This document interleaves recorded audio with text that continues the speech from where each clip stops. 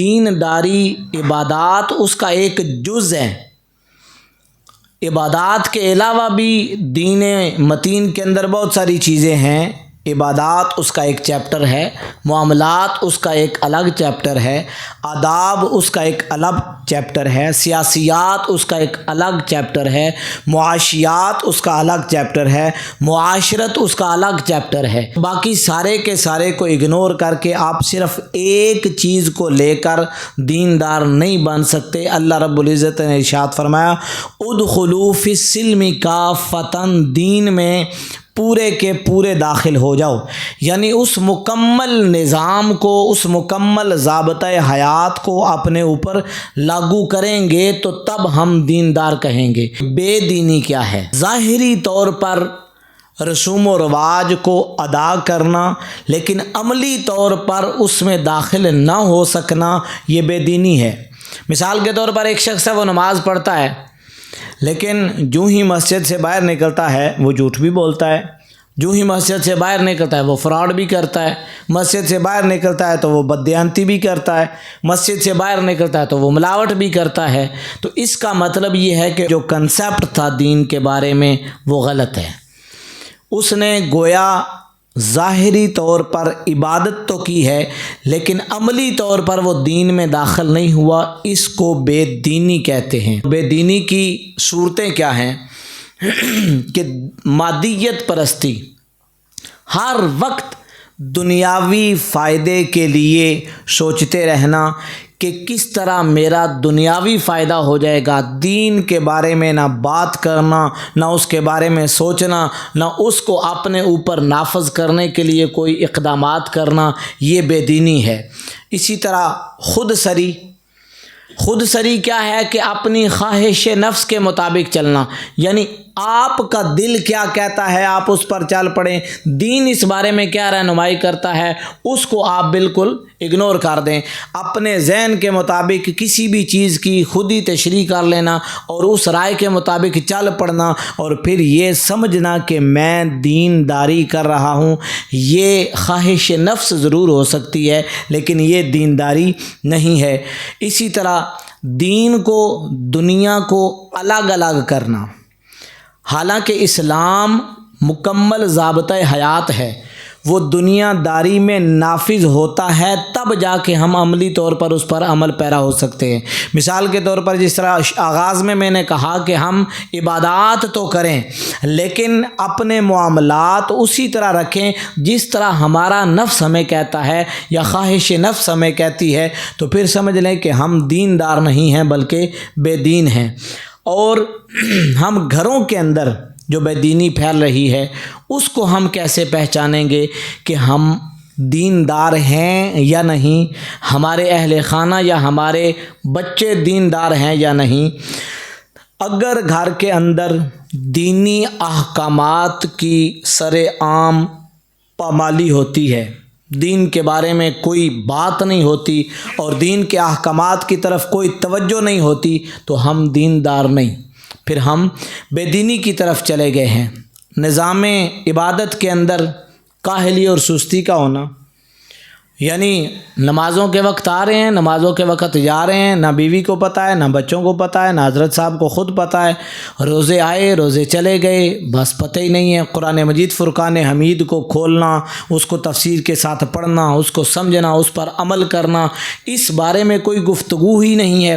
ہر وقت دنیاوی گفتگو کرنا کہ کس طرح ہم نے پیسہ کمانا ہے، بچوں کو بھی اسی دوڑ کے اندر شریک کر دینا اور دین کو بالکل پس پشت ڈال دینا، اس کا مطلب یہ ہے کہ گھروں کے اندر بے دینی پھیل چکی ہے۔ اسی طرح حلال و حرام کا تصور انسان کی زندگی سے ختم ہو جانا کہ پیسہ آنا چاہیے، طریقہ کار جو بھی ہو، دین کو، اسلام کو اور اس نے جو احکامات دیے ہیں اس کو پس پشت ڈال دینا۔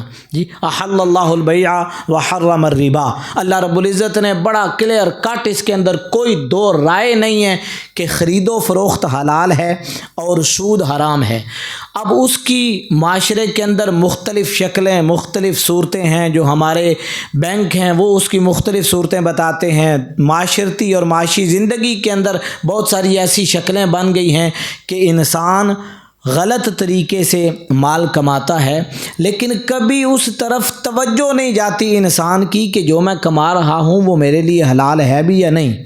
اس لیے کہ اللہ رب العزت نے، حضور نے ارشاد فرمایا لا تزول قدم ابن آدم یوم القیامت حتی یسأل عن خمس، قیامت کے دن ابن آدم کے پاؤں نہیں ہلیں گے جب تک وہ 5 سوالوں کا جواب نہیں دے دیتا۔ اس میں آخری جو 2 سوال ہیں وہ یہ ہیں کہ یہ جو پیسہ ہے یہ تو نے کمایا کیسے تھا، یہ پوچھا جائے گا۔ ہم کمانے کی طرف توجہ دے رہے ہیں لیکن کیسے کمانا ہے اس طرف ہماری کوئی توجہ نہیں ہے۔ اور خرچ کرنے کے بارے میں الگ سوال ہے کہ کمائی اگر حلال کی تھی تو خرچ کرنے کا جو طریقہ تھا کیا وہ حلال تھا؟ کیا حلال کاموں کے اندر خرچ کیا یا کبھی کتوں کی بیڑی کے اوپر خرچ کر دیا، کبھی خسروں کے اوپر پھینک دیا، کبھی کہیں جا کر عیاشی کے اڈوں کے اوپر جو ہے وہ پیسہ لوٹا دیا؟ تو اس بارے میں الگ سوال ہوگا کہ فیما انفقہ، بتا تو نے وہ پیسہ خرچ کہاں کیا تھا۔ اگر حلال اور حرام کا تصور گھر کے اندر نہیں ہے، نہ والدین کے اندر نہ بچوں کے اندر، تو پھر سمجھ لیں کہ بے دینی نے پنجے گاڑ لیے ہیں۔ دین کو محض رسم سمجھ لینا کہ یہ ایک رسم ہے، بس نمازیں پڑھ لی ہیں تھوڑی سی اور یہ روزے آئے تو کوئی روزے بھی رکھ لیے برکت کے لیے، باقی پوری زندگی سے اس کو سائڈ پہ رکھنا کہ یہ ایک بس رسم ہے، یہ ان مولویوں کا اور یہ جو مسجد کے اندر لوگ جاتے ہیں ان کا کوئی اپنا سلسلہ ہے، اس سے خود بھی دور رہنا، بچوں کو بھی دور رکھنا، یہ بھی بے دینی ہے۔ اور ایک شکل یہ ہے کہ دین بیزار بن جانا، دین کی بات شروع ہو دل کڑنا شروع ہو جائے، کیا عجیب قسم کی بات شروع ہو گئی ہے۔ دین کی گفتگو یا دین کو، اللہ کو، اس کے رسول کو، اس کے احکامات کو ڈسکس کرتے ہوئے بیزاری کا اظہار کرنا کہ یہ کیا عجیب و غریب طریقہ ہے، اس کا مطلب ہے کہ آپ دین سے مکمل طور پر دور ہو چکے ہیں۔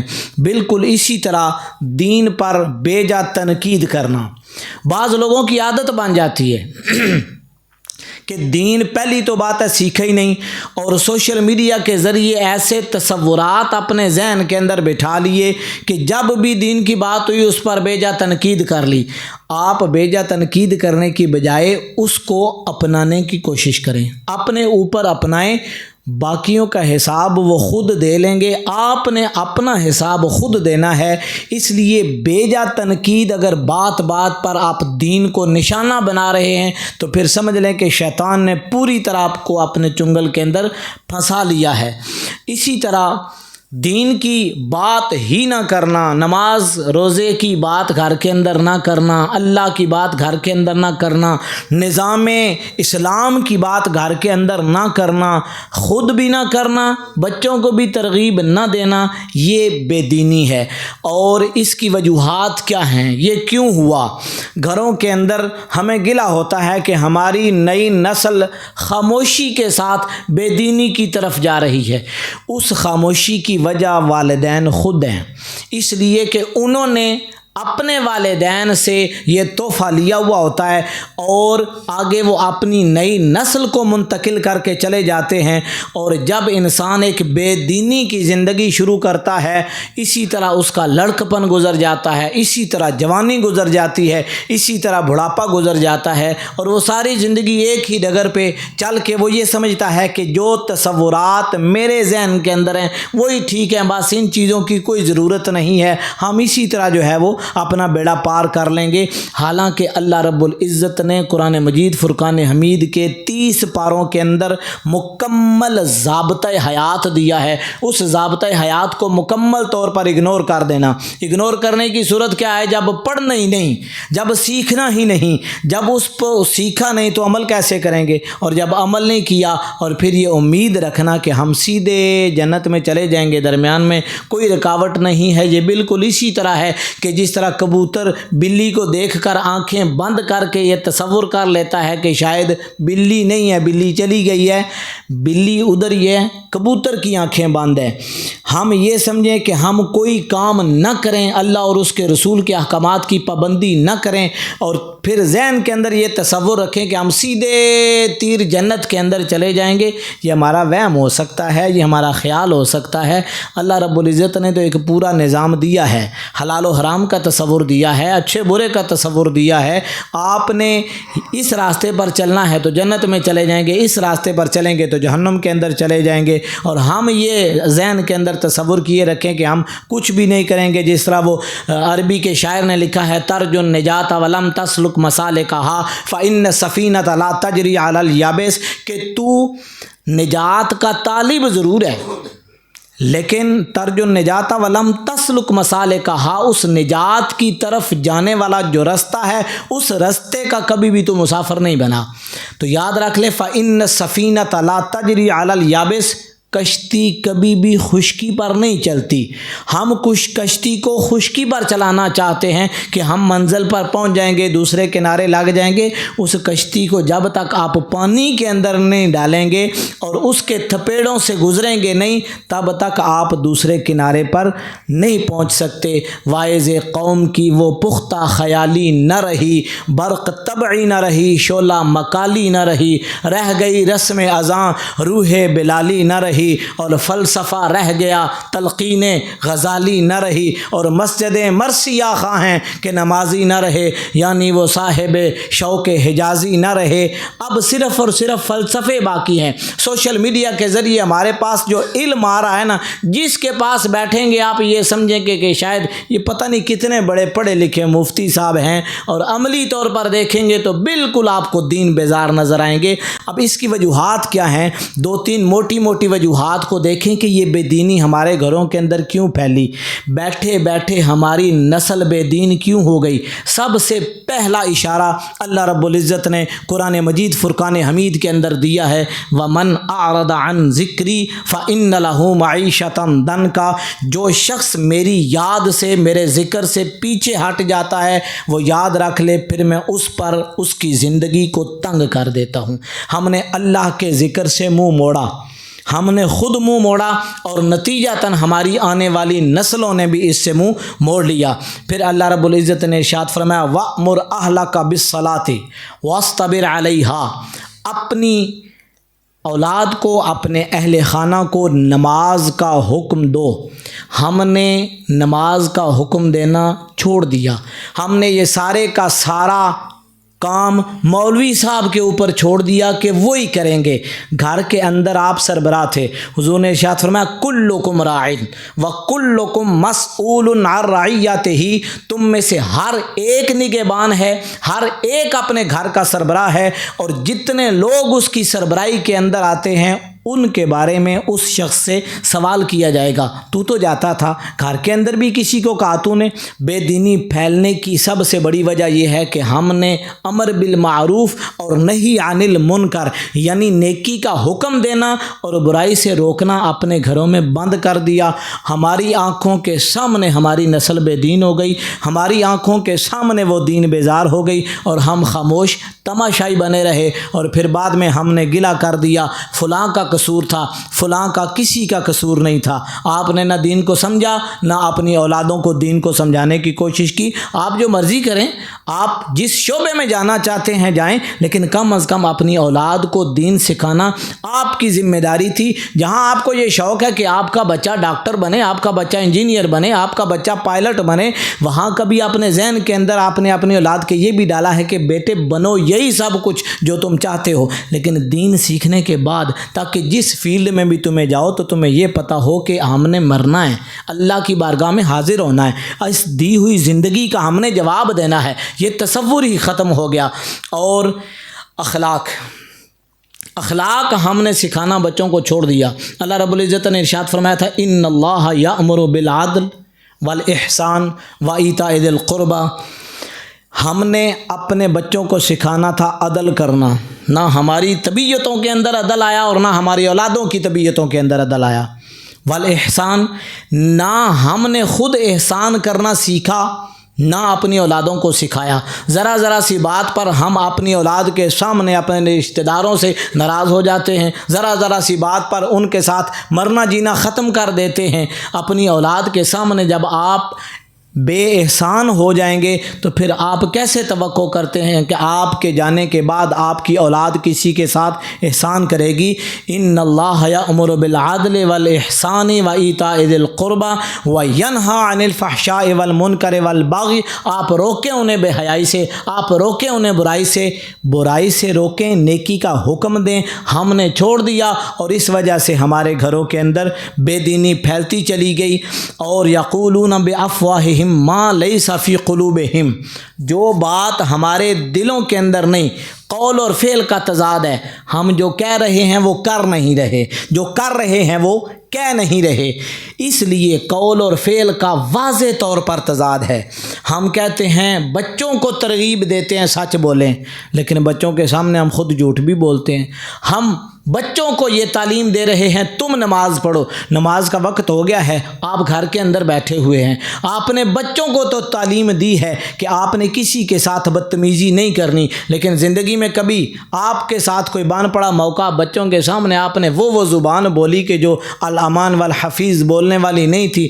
ہم نے صرف اور صرف لیکچر تک اس کو محدود رکھا، عملی زندگی میں اس کو نہیں اپنایا۔ یقولون بافواہہم ما لیس فی قلوبہم، جو کچھ تم دلوں کے اندر رکھتے ہو وہ زبان پہ کیوں نہیں لاتے، اور جو کچھ تم زبان پہ لاتے ہو وہ دلوں میں کیوں نہیں رکھتے؟ رب کا قرآن رہنمائی کرتا ہے۔ حل دیکھیں گے، اب ہم یہ دیکھیں گے کہ ہم کیا کر سکتے ہیں۔